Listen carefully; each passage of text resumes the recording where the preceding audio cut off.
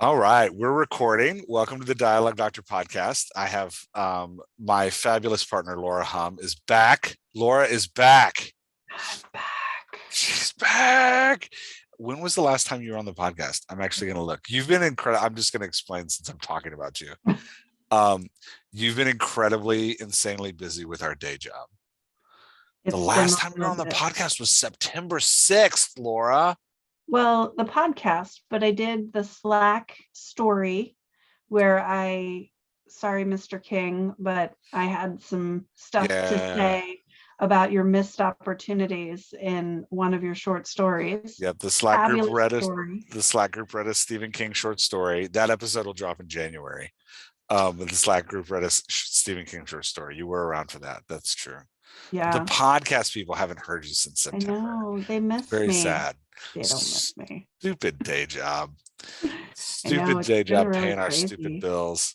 Well, and also my master's program hasn't been super easy this semester either. Yeah. So it's been taking up a little bit of free time. Tell our new listeners what your master's program is. So I am getting a master's degree in experimental psychology at Towson University. Yeah. Episode, what was it, 24? About gender, understanding gender, with Dr. Paz Gallupo and their amazing spouse, Karen Saylor Gallupo, who was our MC for our anniversary episode. Yeah. They did that, but Dr. Gallupo is my advisor. So there's a lot of conversations about the research that I'm doing is specifically related to standardized patients, which are basically professional role players, and the effect that playing a gender minority character who is experiencing microaggressions in a therapeutic session, knowing that they're going into that as a role player, how that affects them. So nice. It's been pretty exciting for me to learn so much about diversity and how we as people with majority identities can do things to disrupt the systems that perpetuate oppression. So that's been really exciting for me personally. And I'm hoping that eventually we get the research published and it impacts the community in a really positive way. And while we're talking about that research, I'm not sure when we're airing this, but tomorrow from the recording day, November the 20th, is Trans Day of Remembrance. So I didn't know that. Yeah. So a lot of celebrations across the world read like the names of trans and non-binary individuals who have lost their lives within the last year to violence, specifically violence, because and persecution because of their gender identity. Man. So if you're hearing this, even if it's past Trans Remembrance Day, do some research, maybe pick a cause, donate, because I am going to go do some research tomorrow because I didn't know that was the thing tomorrow. So I shall be researching tomorrow. And I'm having breakfast with Karen. So I will start my research by asking Karen because they know all things. They do know all things. They know all things. Go back and listen to the first anniversary episode and you'll know what we're talking about with Karen knowing all things. Okay, Karen is also getting a master's degree right now. They are. And their master's program is like makes mine look like kindergarten. That's why I'm going to breakfast with them tomorrow because I'm super excited about hearing the stories that they have from their master's program. Okay, so let's talk about how to get now that we've bantered. Don't worry, people. I will put the time signature in the episode. Tom, I know you. That's what you want. Now that we've bantered, let's talk about how you can get engaged in the Slack community and all the great Dialogue Doctor things happening. Go to dialoguedoctor.com on Tuesday. You can sign up for the newsletter that comes out every Tuesday. It is free. You get a free book when you sign up for it. It's super fun. I take things from this week and analyze them in the newsletter. So this week in the newsletter, we're going to talk a little bit about Aaron Sorkin today. So I will be taking one of his scripts and breaking down showing you some things in the script in the newsletter that specifically relate to dialogue. So go sign up for that newsletter. And then you can also, while you're at the website, you can also subscribe to the Patreon. For $1 a month. You get included into our Slack channel. The Slack channel is amazing. The Slack channel, the questions today come from the Slack channel, but we do all kinds of things with the Slack channel. It's a lot of fun. On Tuesday, we have a writing prompt. On Friday, we have an editing prompt. It's great. We also just kind of like share writing life and advice and ideas, and we do a once-a-month Zoom call. All fun times with the Slack channel.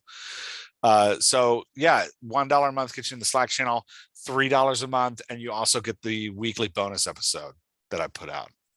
That's super fun. So go to dialoguedoctor.com, sign up for all of those things. That's my pitch for right now.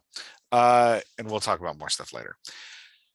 Okay, so today we have 2 questions from the Slack channel for our Q&A. You look like I skipped something. Did I skip something? No, I said today. I was echoing you today. I thought I was nervous that I had missed something. No. I was gonna celebrate the Slack channel, because while the listeners haven't heard me in a while, Slack channel is probably like, Laura, go talk to the podcast people and leave us alone for a little. Back off, Laura. Stop with You and your prompts. gigantic, very informative editing prompts. Stop dropping the editing prompts on us and making us write the things. You're the one who makes them right. I just make them go back and edit. I do the writing prompts. Quote unquote make them. I don't make anybody do anything. Right. I just share all my wisdom.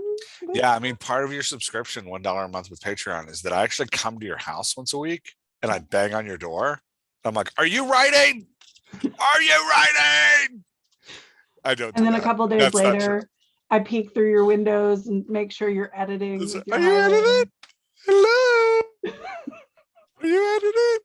You sound much kinder than I do when you bang on doors. But okay. I have a very falsetto voice. I'm not sure I can hit those notes. Hello. All right. No, okay, we don't just disclaimer, we don't really go to anyone's houses. No.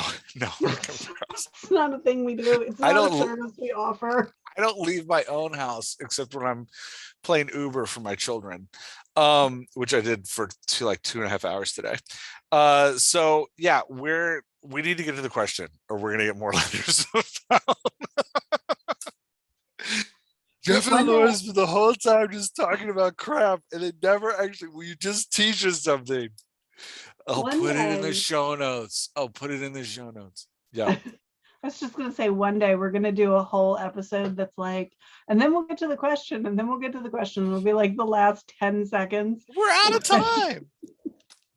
Oh no, we didn't get to the question. I don't know. Some people like hearing from us. They do. Okay, first question. Are you ready? One. I actually sent these to you in advance, so you have answers, which is great. Yeah, I probably didn't read that email though.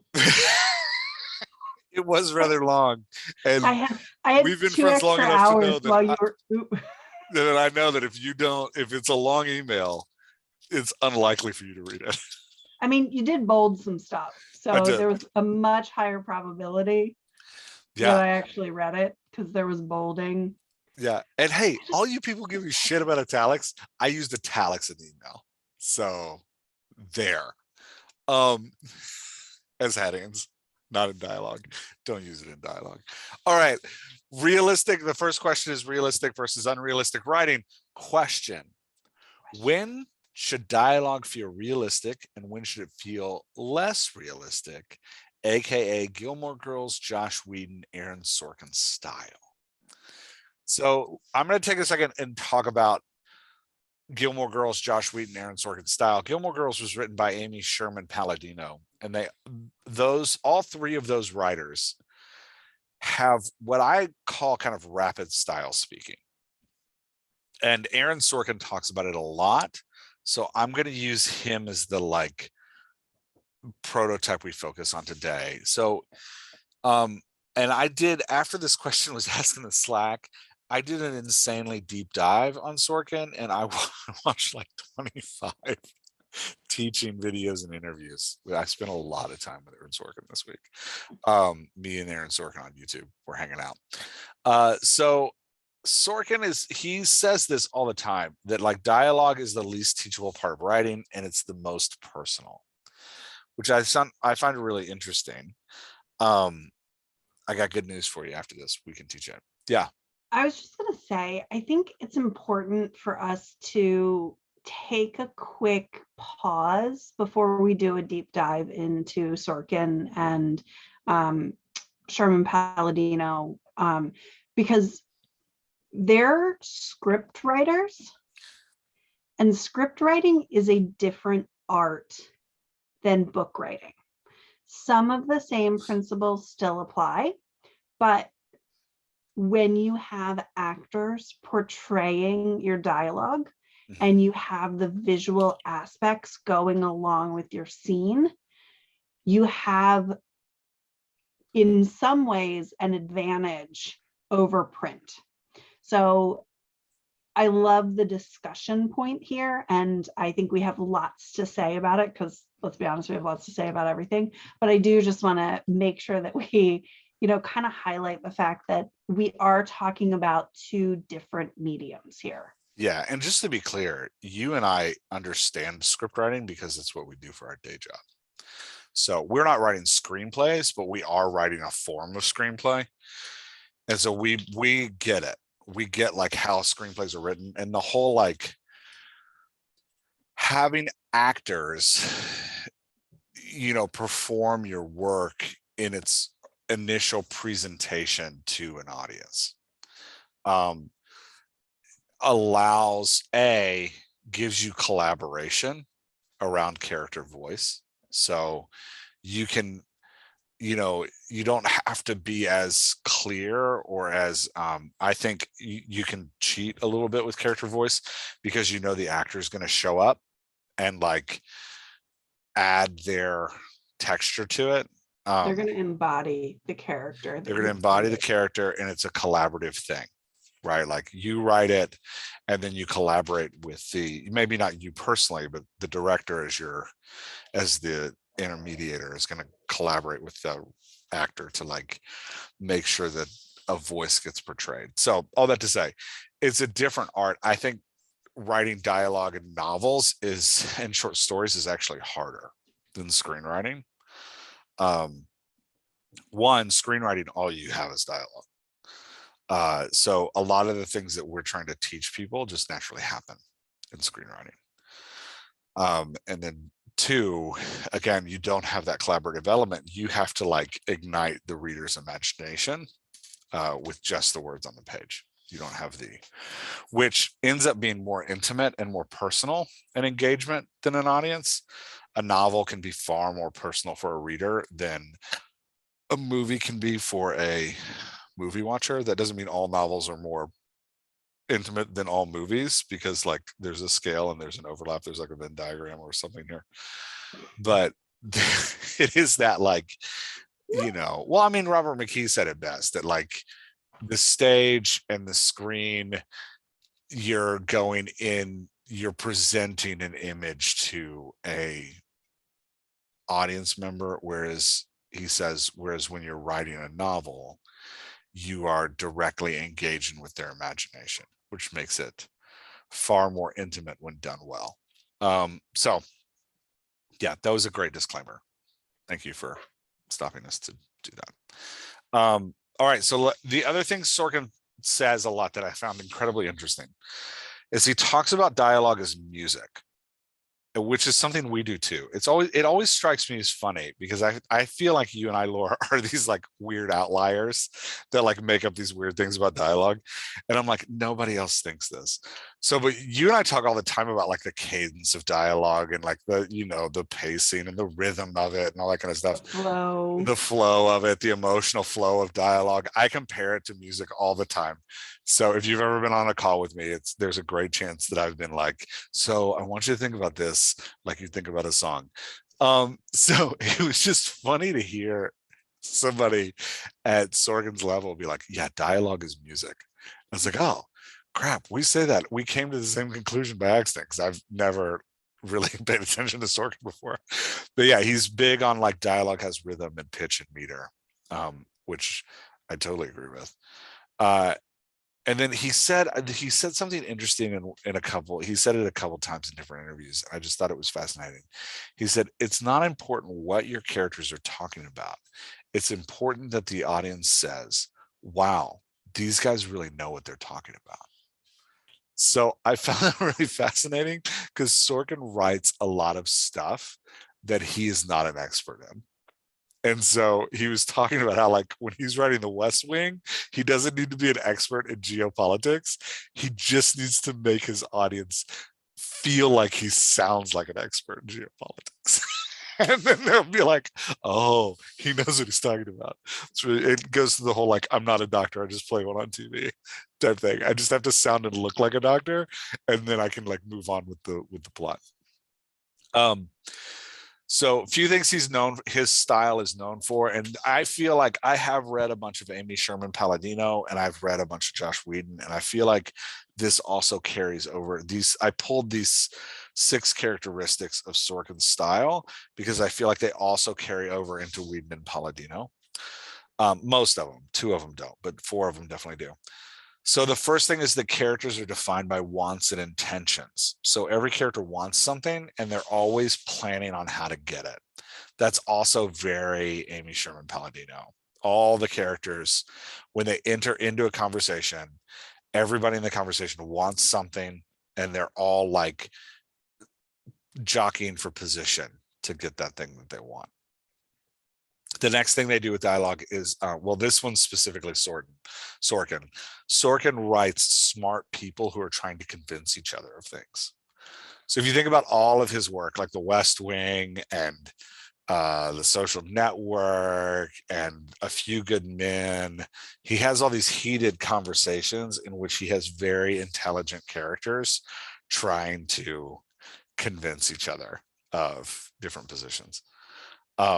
Which gives the dialogue a specific, almost competitive tone to it, like a combative tone to it at times.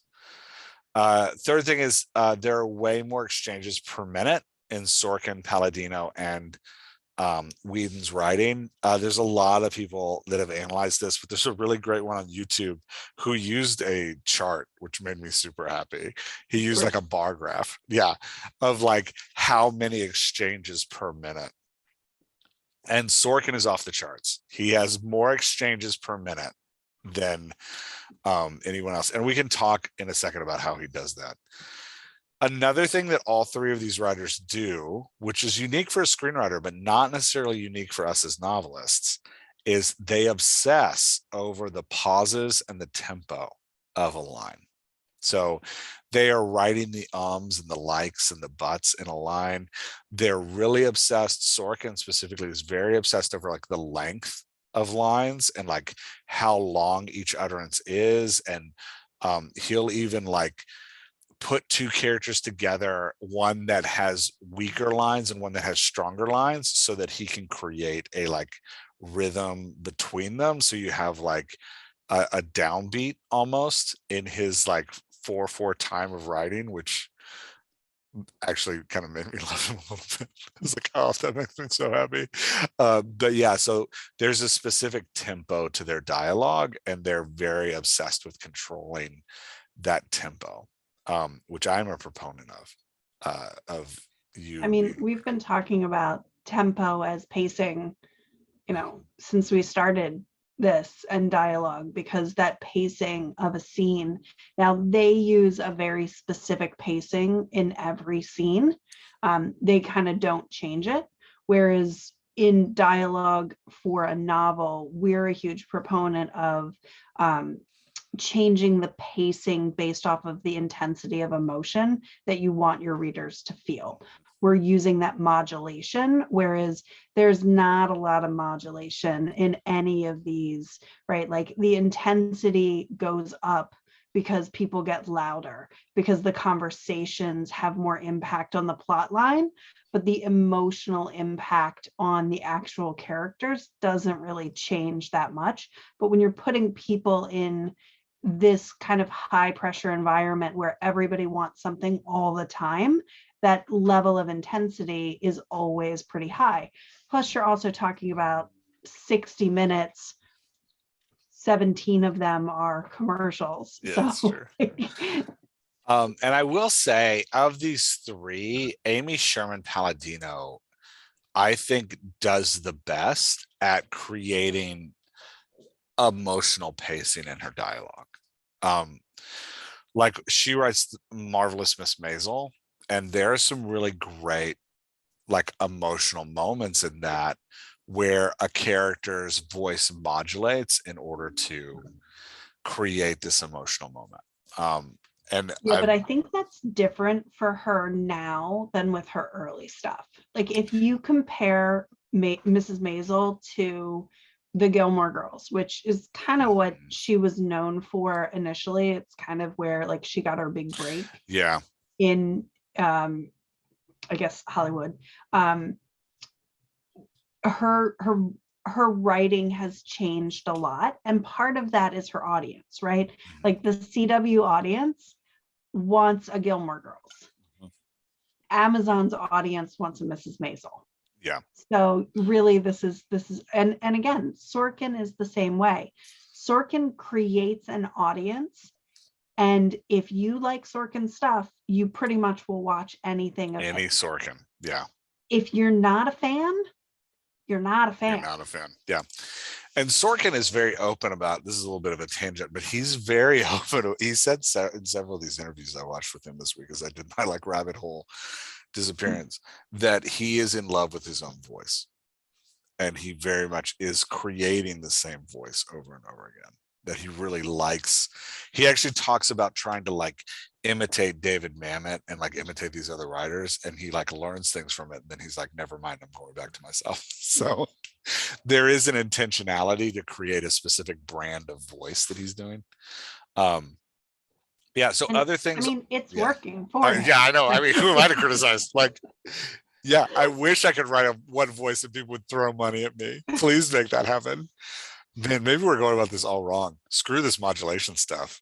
Well, Let's I just mean, write one voice. we talked about Stephen King and how on the Slack, whatever it was, and how he had so many missed opportunities, but people are still throwing money at him. Yeah, we were. But what we did say is, when you get to that place in your career when people are just throwing money at you, do whatever the hell you want. Just keep doing it. Do whatever it is you're doing that makes them, when somebody shows up with a dump truck of money and is like, hey, here's a dump truck of money because you did this thing, just do that again. Just keep doing that thing. Yeah. Stop listening to us and just actually, if you would send us some of that money, we would really appreciate it. And then, yeah. So number 5, the fifth thing that all three of these writers do is characters, especially as conversations progress, characters rarely finish a sentence. They are always interrupting each other and speaking over each other. And it creates this sense of urgency in dialogue where they're always cutting each other off. Which again works really well visually and auditorially, does not work well in written form. Yeah. It's very disconcerting for a reader to have every single sentence stopped and started and stopped and started. It's a technique that you can use to boost the pacing, to show agitation, to show other kinds of modulation. But in general, it's disconcerting for a reader to not hear a full thought before somebody else interrupts. Yeah, and we can, when we get to the second question, which is about pacing, we can give some examples of how to create agitated, quick paced conversations. Yeah, without necessarily using an interruption or without using an interruption, or even if you're gonna write Sorkin style in a novel and have that interruption, we can talk about like what that looks like on the page, which is different than in a screenplay. So last thing I found that all three of these writers do is their characters were often, as they're interrupting each other, to give a sense of continuance, their characters will often repeat words. So if somebody's like, I thought we were friends. I thought, and then the next person would be like, friends, you thought we were friends? We're not friends, right? And the repetition of the word makes it sound like they're completing each other's sentences. All three of these writers do that a lot. And it's that, like, it's a weird technique they use to make it feel like this interchanging of voices is actually just one stream of thought.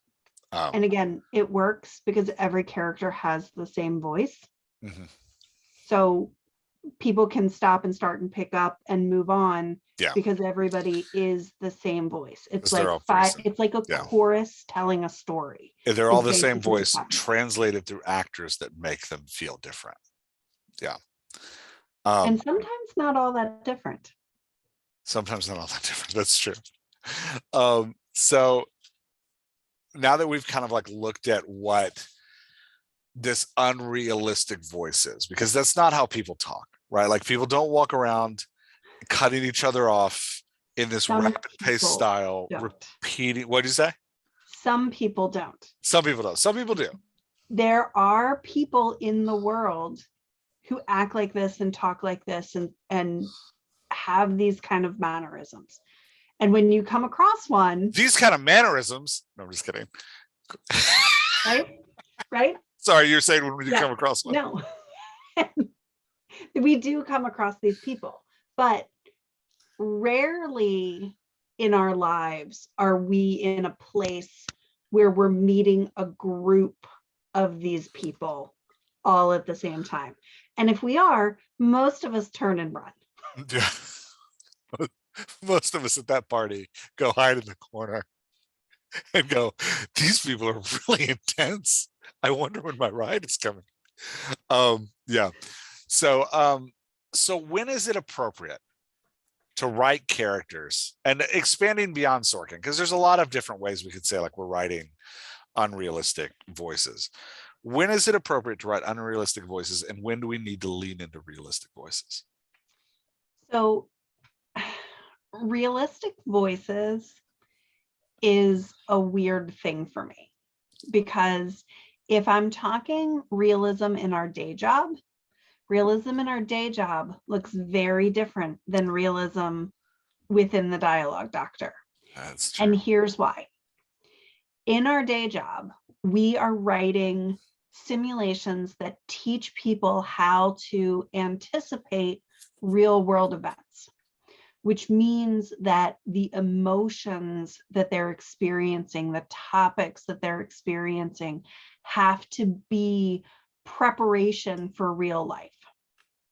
When you're talking about fiction, the best fiction mimics real life, which means that while, yes, we want elements of realistic dialogue and realistic voices, the scope of realism is huge. Mm-hmm. The spectrum of voices that we can have. So when we're talking about realism in fiction, the things that I would lean toward that are different than the things that I lean toward at work are things like consistency of character voice and how that voice ties to the personality and the character background and the character backstory, right? Like, you don't have someone who's shy, who's like blurting things out all the time.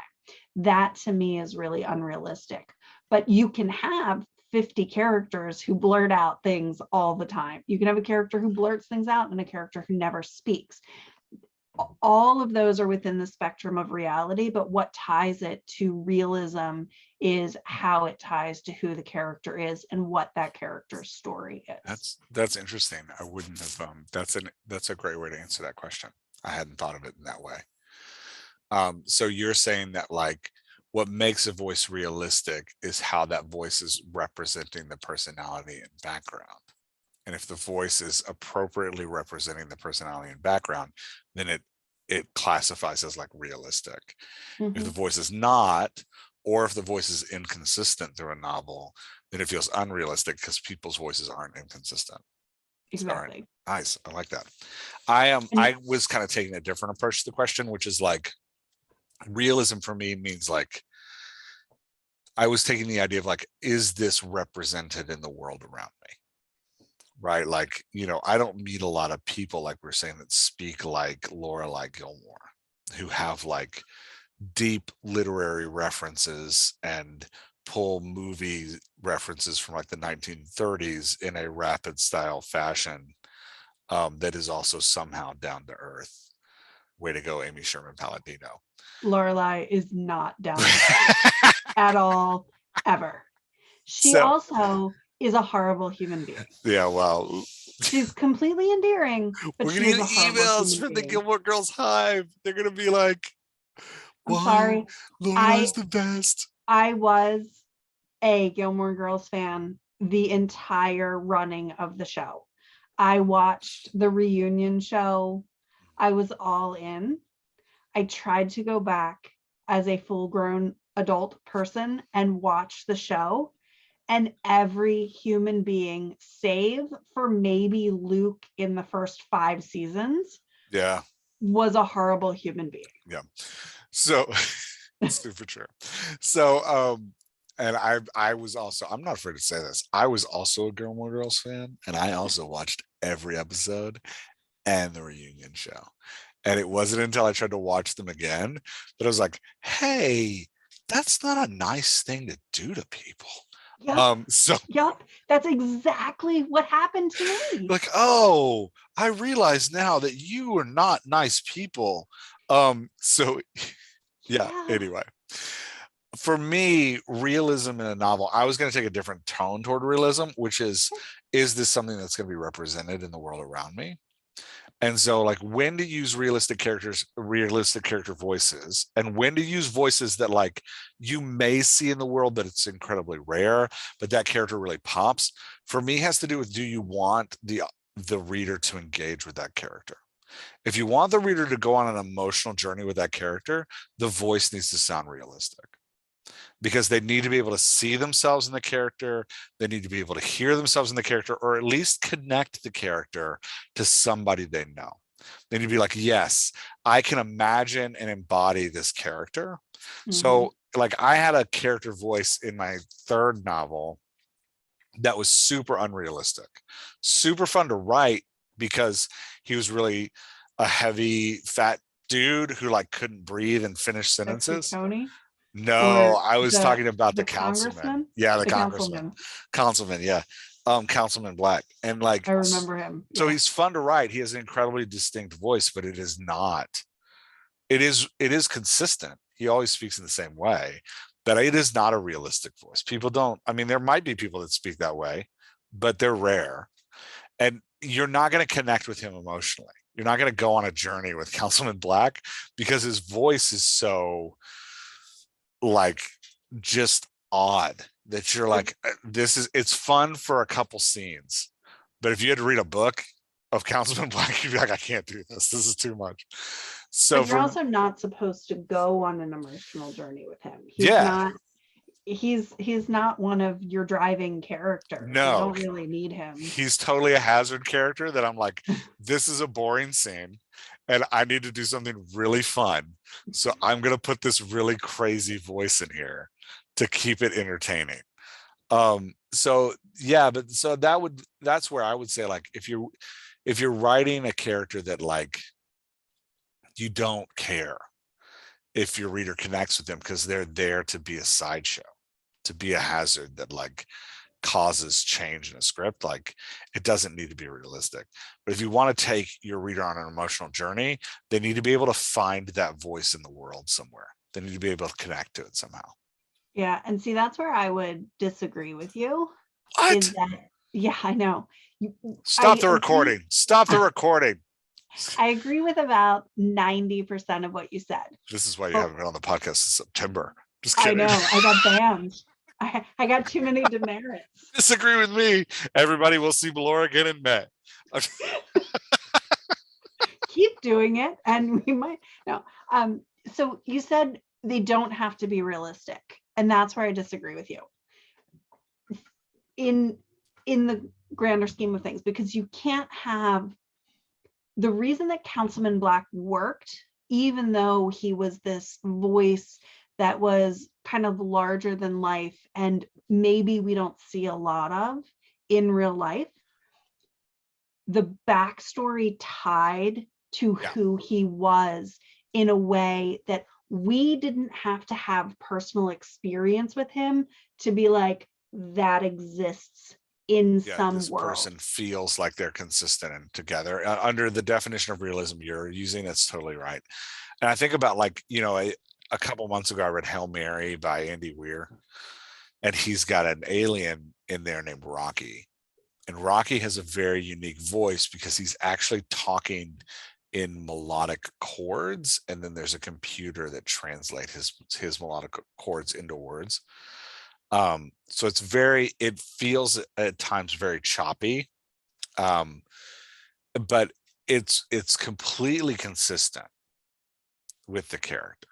And so you are able to connect with when Rocky is like really angry at the human character for not doing something.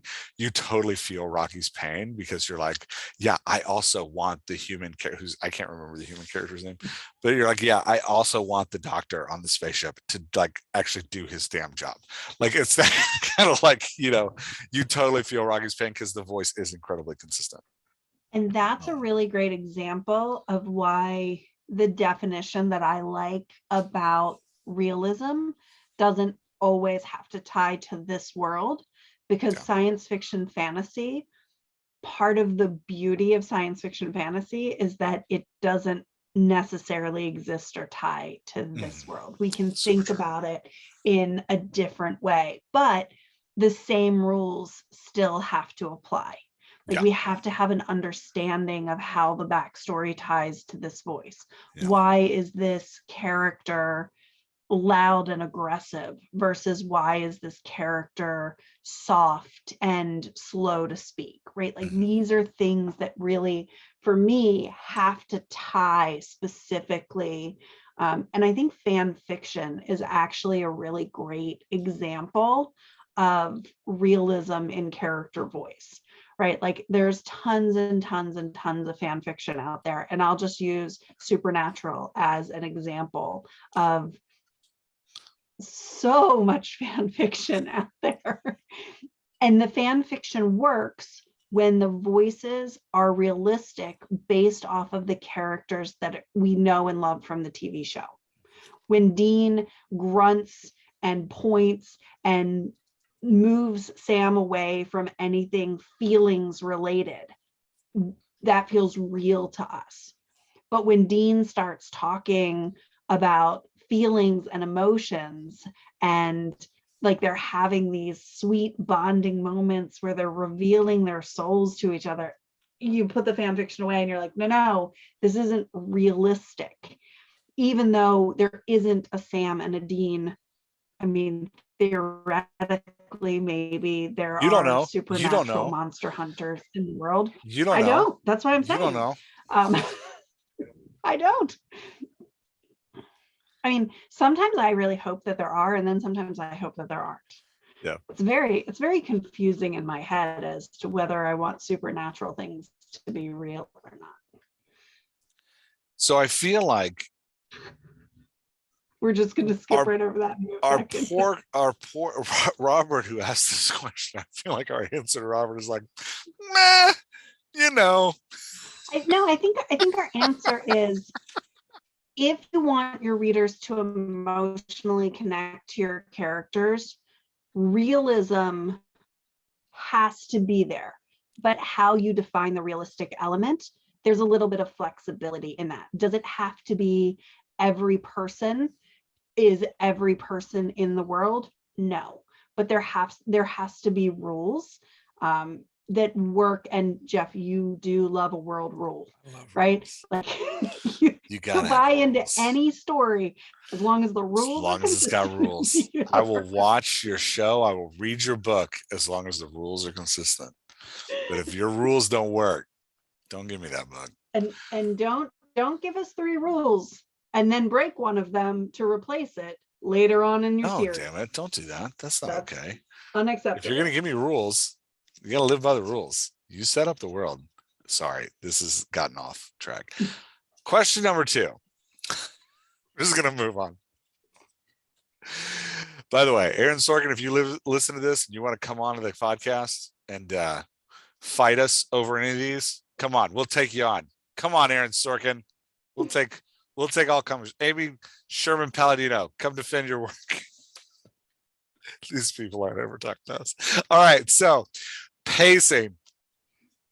The second question was about pacing. This one is from Faye. Thank you, Faye. Thank you, Faye. How do you use dialogue to control the pace, speed of a scene? How do we slow it down in yucky emotions? And how do we speed it up for action scenes? I love this question. Mm-hmm.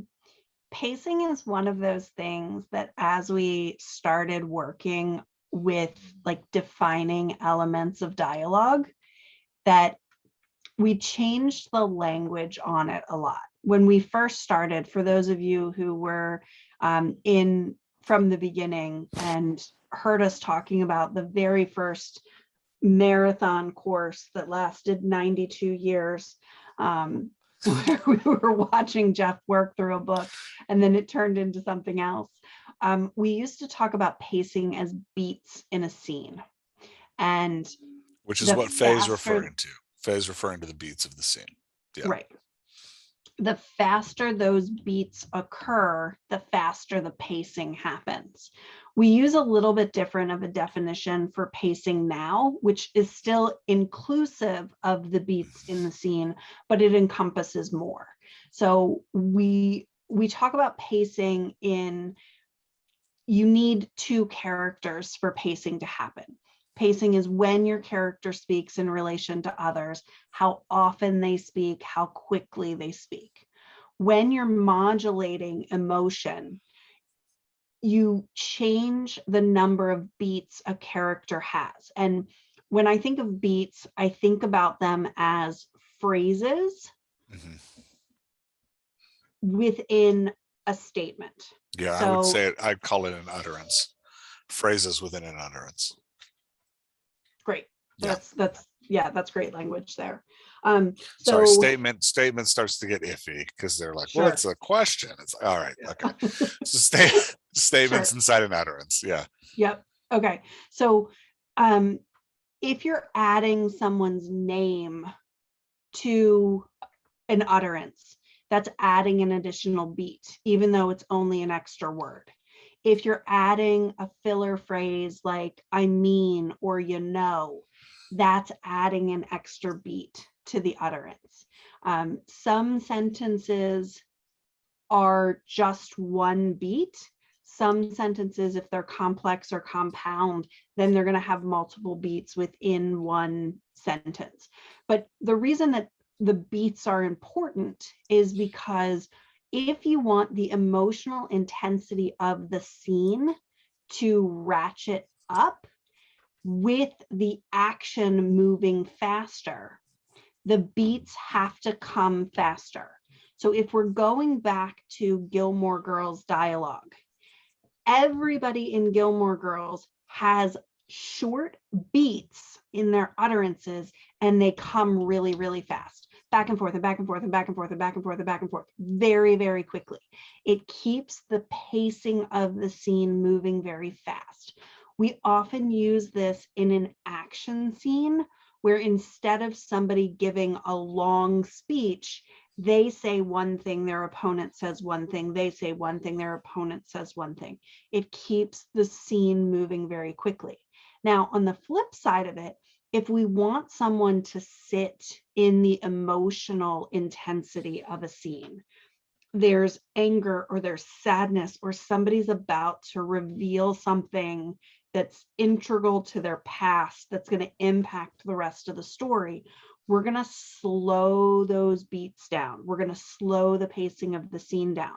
We're going to put more body language in. We're going to put more beats in every utterance because we want the reader waiting for the next line. because the more the reader is waiting, the slower that pacing feels, which means they have to hang out in the muckiness of the emotion instead of the quick beats moving the conversation super fast. Yeah. So just to use I think what you said is excellent. Just to give some examples that might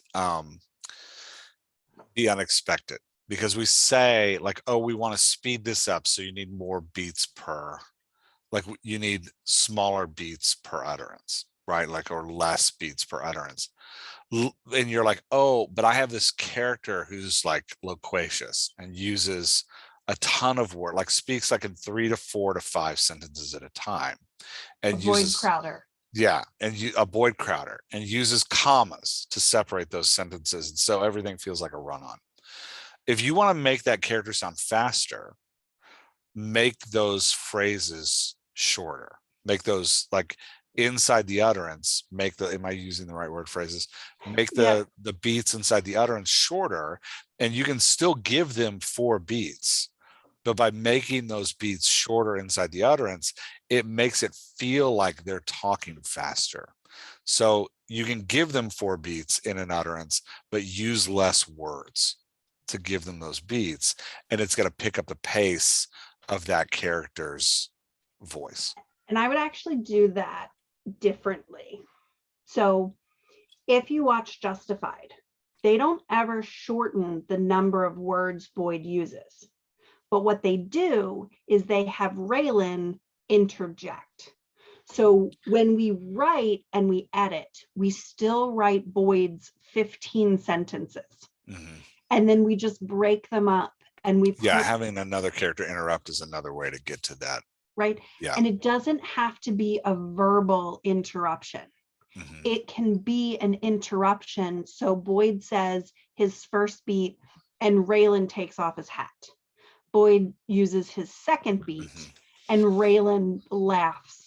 And Boyd says his third beat. So the beats are coming at a faster tempo. Yeah, so you're changing you're increasing the number of exchanges. I'm changing, which is pacing. Yeah. I'm changing the pacing on the page because I'm still using the same number of overall beats. Mm-hmm. They're just not coming all at the same time. We're breaking them up and we're moving them around. And I'm talking about something else. I'm talking about changing the cadence, and you can keep the same cadence. So like, I'm thinking of like, just to use an example that is pretty common, the Joy character from Pixar.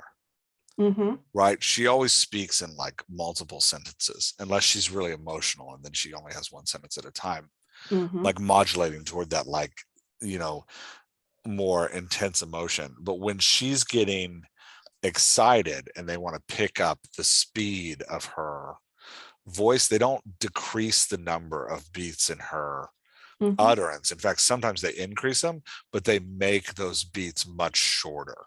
Right. So she starts to sound frantic, and that will increase the speed of the scene as you're like increasing cadence. Beat. That's not pacing. But Faye's not actually asking about pacing how we use it. She's asking about pacing how we used to use it, which is the number of beats in a scene. That's why I was answering with like, you can also change the cadence. Okay. Yeah. I was reading Faye's question very differently, so I'm glad you heard it that way. Yeah. Faye, let us know in the comments or the Slack. She already did. I asked clarifying questions before I came on the podcast last. Yeah, she wanted to know about like the speed of the scene. How do you make a scene feel faster, a scene feel slower? Both of our answers apply. In the speed of a scene, you can increase the number of exchanges in the scene. Make those exchanges shorter, like you're saying, like Boyd Crowder and mm-hmm. Raylan. Make Boyd's exchanges shorter, have Raylan interrupt him more. It makes it feel like there's more action happening, like things are moving faster. Mm-hmm. The other way is to change that cadence of the character that talks a lot, so that they're getting more like shorter beats, even if you're keeping them, even if you're still giving them like 4 beats at a time, you make those beats shorter. It makes the mm-hmm. character sound more frantic and picks up the pace of the scene. Picks Absolutely. Up the speed of the scene. But I need to stop using pace in the wrong way. Picks up the speed of the scene. So, but again, if you're changing the cadence, you need to make sure you're modulating cadence appropriately for that character. Yeah. So when you described how the Joy character changes her cadence, that was planned by the writers. Oh yeah. Like, we can see that. Yeah. Where pacing is actually something that falls to some extent outside of what your character will and won't do, which is why it's an editing technique and not necessarily a writing technique. Because when you're writing that character's voice, you're going to write it the way they're going to say it. But if you need the scene to move faster, you're going to break the beats into different lines, so it feels like it's moving faster on the page. Yeah. So slowing scenes down is an art as well. Which I would actually argue is harder than speeding up a scene. Maybe that's just the way that I think, but I think it's harder. I think so. In writing, and this is true of me and of many of the authors that I've worked with, we get to this emotional moment in the scene, and either we're uncomfortable with how it feels, or we've gotten there, and by getting there, we feel like our job is done. So we get there like, whoo, everybody's sad, and then we move on. And the problem is, the reader needs to, like, you've made a mess, an emotional mess, and for the reader to actually experience the mess, you have to make them sit in it. And so if you have an emotional moment, you have to slow down the speed of the scene in that moment. And by an emotional moment, I mean not a frantic moment, but if you're experiencing an emotion that's like grief or sadness or shock or contemplation or reflection, all of these emotions that we think of as like slower emotions that cause us physically to like slow down, you've got to make the reader sit in that moment. One way to do it is, like Laura was saying, I think is an excellent way to do it, is to increase the body language, increase the dialogue tags, use those dialogue tags strategically, right? Like putting a dialogue tag at the front of an utterance makes a character feel a little more reflective.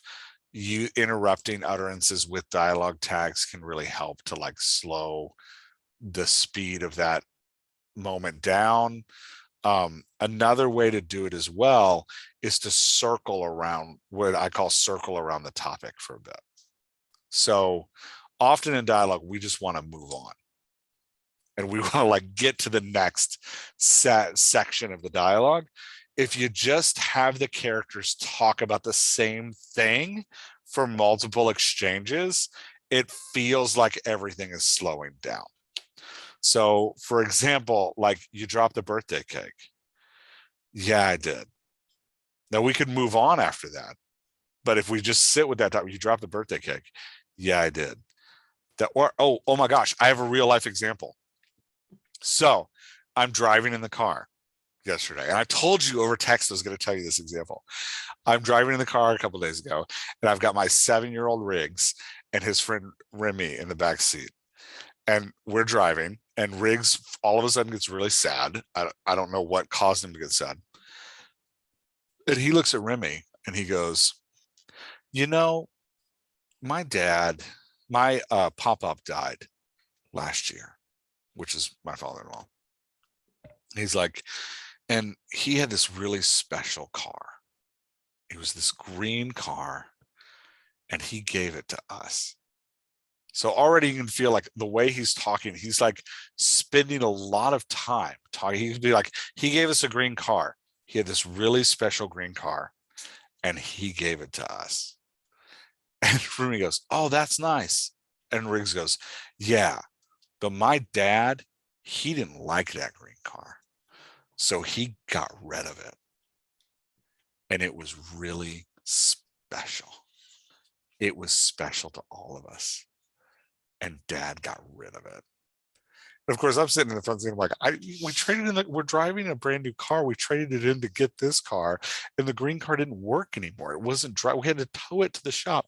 But anyway, all that to say, like, Riggs is like slowing down around like how special the car was, repeating that phrase really expresses how sad he is that we got rid of this car. And you can do that too in your dialogue by just living in a moment in the dialogue. You can you sit in that mess and you slow everything down emotionally. And it's hard to do because we want to move on to the next thing. So making your character talk about the same thing for a couple utterances can really impact how the moment feels. Yeah. You told me that story at work the other day. Did I really? Oh, Yeah. dang Well, it. was I funny. thought you were hearing it for the first time. No, it's funny because when you texted me about it, I was like, I wonder if it's the thing about Pop-Pop's car. Yep. Pop-Pop, is that what he called him? Yeah, Pop-Up. Yeah. Pop-Pop. Same thing about Pop-Up's car. Yeah, anyway. And how insensitive his father is. Yeah. How would you change a character's how would you modulate a character's voice to make them sound nervous? Nervous is fun. And actually in the Slack, we did a whole editing prompt on nervousness. Mm-hmm. Nervousness tends to be an emotion that has a lot of stops and starts to it. So even if you have a character who is typically very articulate, when nervousness occurs, there's a lot of breaking in eye contact and a lot of stops and starts. So again, you're going to go to the body language a lot in the nervousness to kind of show the reader that that's happening. A lot of ums, a lot of well to start the sentence, because the minute that a reader sees that, they don't know what's coming next. It starts to make them nervous. So you don't have to say that, oh, and then Susie got nervous and her stomach clenched. Yeah, feeling very anxious. Susie said, I don't like this. Can somebody please? I don't know. Yeah. Right.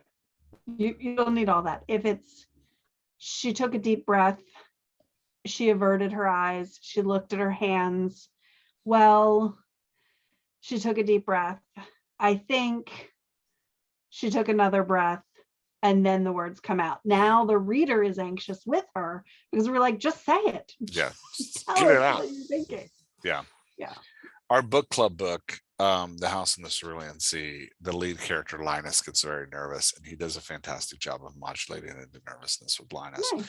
And a lot of times when Linus gets nervous, he will talk about other things. He'll try to change the topic, and it's the fumbling of changing the topic also makes you as a reader very anxious, because you're like, oh, why don't you just address what's happening in the moment? Yeah. All right. Anything else we want to say about changing the speed of a scene? No, I would just say, though, that pacing in a scene is a very effective way of boosting the intensity of the emotion. Mm-hmm. Oftentimes we talk about modulation being words and cadence and body language, but pacing, because it requires more than one person, is really the thing that you can control without worrying so much about modulation. It works especially well if you have a character who doesn't speak a lot. Mm-hmm. You're able to change the pacing of the scene without requiring them to speak. Yeah, 100%. So, one of the things that Sorkin said that I mentioned earlier is that dialogue is the least teachable part of writing. Garbage. And I have great news. Garbage. We're talking about this now because this is the first time Laura's been on the podcast since we did this. But I've got great news. We have changed up our services. We are excited about teaching you how to write dialogue. That's right. So here's the thing about where Sorkin is wrong. And again, Mr. Sorkin, if you would like to fight us, come on the podcast and fight us. We will fight you on the podcast. The thing Somebody about call dialogue, Sorkin, get him on the podcast. If you want to study dialogue, the good news is it's happening all around you. If you want to get good at dialogue, just be a good listener. Just listen to people. Yeah. Just Just listen pay to attention to what's your 7-year-old happening. in the back of the car when he's like throwing you under the bus for selling your dead father-in-law's car to his little 7-year-old friend who's looking at you now like you're a monster. Just pay attention to that moment. Notice how his voice modulated in order to increase the intensity of the moment to dig that knife into my back a little bit deeper. Yeah. Many of us are coming up into a holiday season where we're going to get together with family and friends, hopefully safely because we're still in the middle of a pandemic, but I'll stay off that soapbox because I'm on my dialogue soapbox this week. Yeah. But pay attention to the way your family interacts with each other. Watch when somebody feels slighted. What do they do? Watch when somebody is vying for space, right? Like, what are they doing? What are they saying? How are they changing and modulating based on who's in the room? Yeah. Pay attention to these things and you'll learn how to write dialogue. And we can also help you with that. So we have 5 different services that we offer. We offer chapter sessions. A lot of you are coming out of NaNoWriMo soon, and you're like, I've got these scenes, they didn't work, I don't know what to do with them. Well, call us and we will send us the scene, we'll send you back notes, and then we'll get on an hour call with you and talk through it. We also offer long-term book coaching. So if you've been trying to write a book for a long time and you've been working on it, and it doesn't feel like it's going anywhere, you don't know, you need a team or a partner around you to help you finish it. Or if you're just starting and you don't know kind of how to get started. Yeah, and you just need help. We book sessions 4 at a time, and we'll meet with you every week. We'll talk to you about your progress, and we'll give you notes on what you're doing, and we'll gear our coaching sessions to talk to you about how you can write next week easier and better and freer. So we also do book coaching. You can find that on the site under coaching. And finally, if you're getting started editing or you're getting started writing and you're like, man, I really want character voices, but I'm not sure how to make them all sound different. Like maybe you got through NaNoWriMo and you're like, the plot's good, but all the characters sound like me. Maybe you're Aaron Sorkin. Maybe all the characters sound like you, and you're like, oh my gosh, I really want some characters to sound different because I'm tired of people backing up trucks of money to my house. So Mr. Sorkin, call us. Laura and I will do a cast building session with you. They're 90 minutes long, where we go through a couple of your character voices and we show you how to make them sound different and how to actually help you tie their voices into their personality and background. So those are our coaching services. You can find those under the coaching tab at dialoguedoctor.com. We also have some editing services. So let's say that you're not looking for coaching, you're just looking for editing. I am doing now a 3-story method diagnostic edit, which means you can send me your book and I will read your whole book.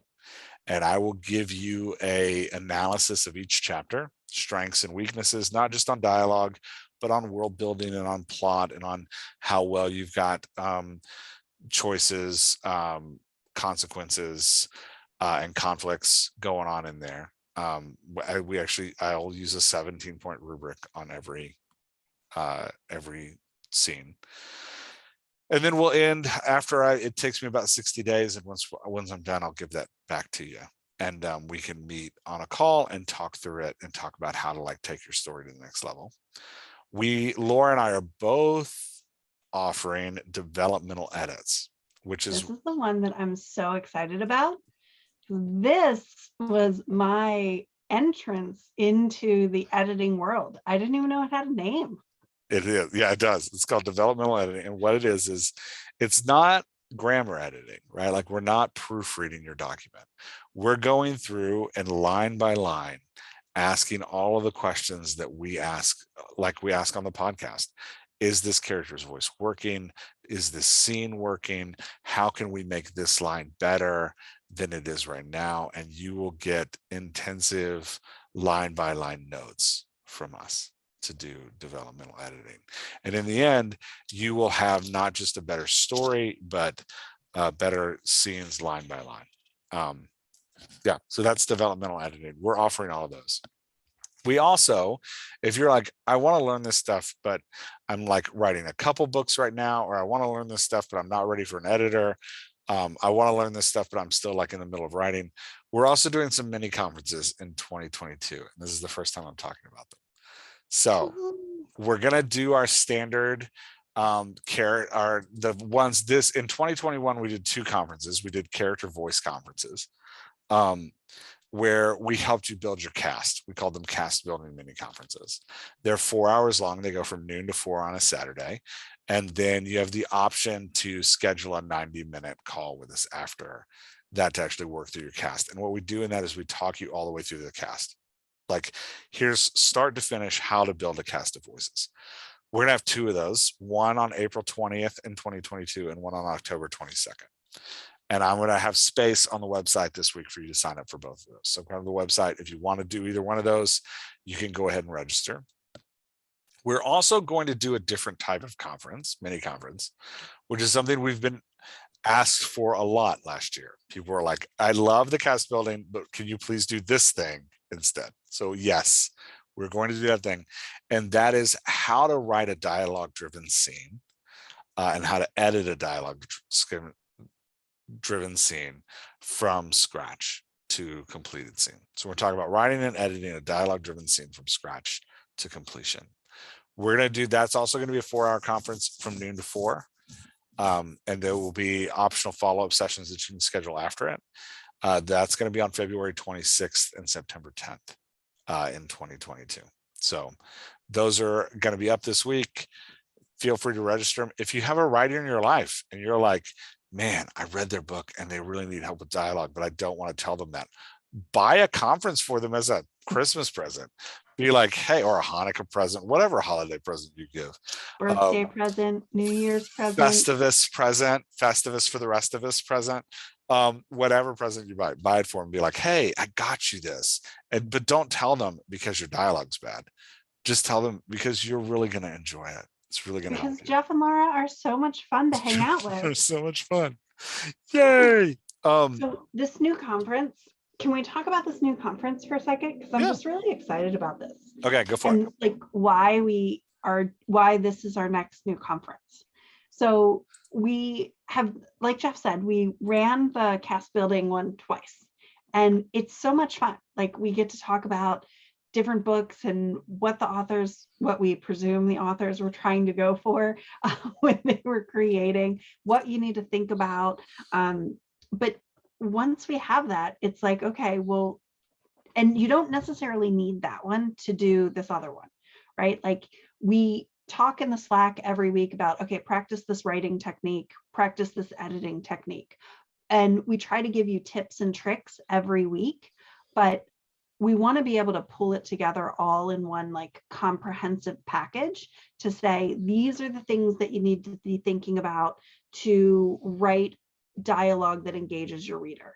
These are the things that you need to think about when you're editing, and specific to the way we talk about characters and the way we talk about voices, because we come on this podcast and we talk all the time about like, do this, and you see us working with different authors and giving examples of that, but examples only get you so far. We want to be able to pull the techniques together and have some best practices and things that Jeff is using as a writer when he's writing his books, and things that I'm using as an editor as I'm working with Jeff.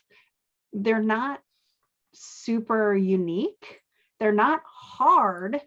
They just need us to focus and pay some attention to them. And then once we get them there, we're like, oh, of course, that feels like the most obvious thing ever. But writing is hard, and there's so much to hold on to that trying to pick up something like this all by yourself is hard. That's why we're trying to create this community that teaches them. Yep. So that's what I wanted to say. That was very well said. It was excellent. So nice. Okay, before we wrap up, anything else you'd like to say to the podcast crew? No, it's nice to be back. Yeah, next week on the podcast, you're doing your first solo episode, which I'm very excited about. Yeah. It's just but then I'm banned till May because I disagreed with you. You disagreed with me. This is what you get.